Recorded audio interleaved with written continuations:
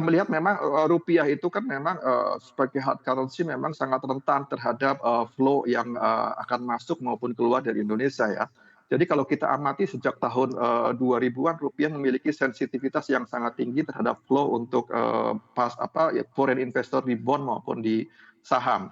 Jadi memang, kita lihat, pelemahan ini, boleh katakan agak-agak mirip-mirip, polanya seperti yang terjadi tahun 2008, di mana ketika outflow begitu besar, terutama di pasar saham sekarang ini, dan pasar obligasi, kita melihat juga sudah mulai seperti itu rupiah mengalami pelemahan. Namun saya pikir, action yang, saya berekspektasi bahwa, Bank Indonesia akan segera melakukan banyak stimulus, termasuk bagaimana memangkas suku bunga acuannya, 7 days repo-nya kembali, dan kemudian juga, memberikan insentif-insentif yang lainnya secara simultan, itu paling tidak akan mampu menahan, pelemahan rupiah yang begitu dalam. Kalau kita melihat memang resisten level sudah, berhasil, ditembus ya di level, 14.700, sekarang berada pada di spot market 14.850-an.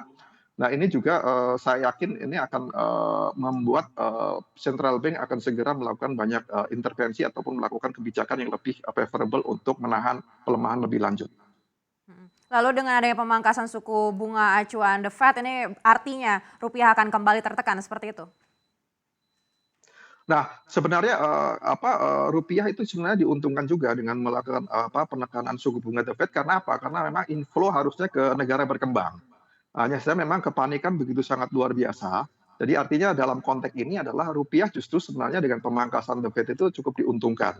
Dan kita lihat juga alternatif investment lainnya selain rupiah juga ada emas dan lain sebagainya juga mestinya diuntungkan oleh kondisi seperti ini. Tapi again dan again ini, nampaknya, secara psikologis ketakutan investor masih sangat besar sekali, karena, kita amati harusnya, emas juga mengalami peningkatan, kemudian, yield obligasi juga mengalami, penurunan ya, karena, banyak orang membeli bond, tapi, yang terjadi adalah lebih banyak, investor global itu menunggu wait and see untuk, masuk ke cash terlebih dahulu. Sehingga kita harapkan, justru langkah-langkah yang sekarang paling penting dilakukan oleh berbagai negara ataupun otoritas adalah bagaimana menenangkan investornya yang sudah sangat tidak, realistis. Jadi ketakutan yang berlebihan ini memang harus perlu waktu menurut saya ya. Jadi, sebenarnya, ini, persoalannya, harus, di-maintain bagaimana caranya menenangkan investor global. Dan rupiah kembali lagi ya, apabila terjadi pemangkasan suku bunga di AS, tentu saja harusnya diuntungkan. Karena apa? Karena tentu saja flow-nya akan masuk ke, obligasi-obligasi Indonesia yang yield-nya masih positif dan menarik ya, sekitar 6,5%-an. Kemudian juga, pasar saham di Indonesia yang, juga mestinya menarik dari kacamata global juga. Karena apa? Karena di US sendiri untuk menyimpan cash menjadi sangat, sedikit ataupun kecil return-nya ya. Jadi artinya ini, dalam posisi investor global tenang ataupun domestik tenang tentu saja akan menguntungkan rupiah.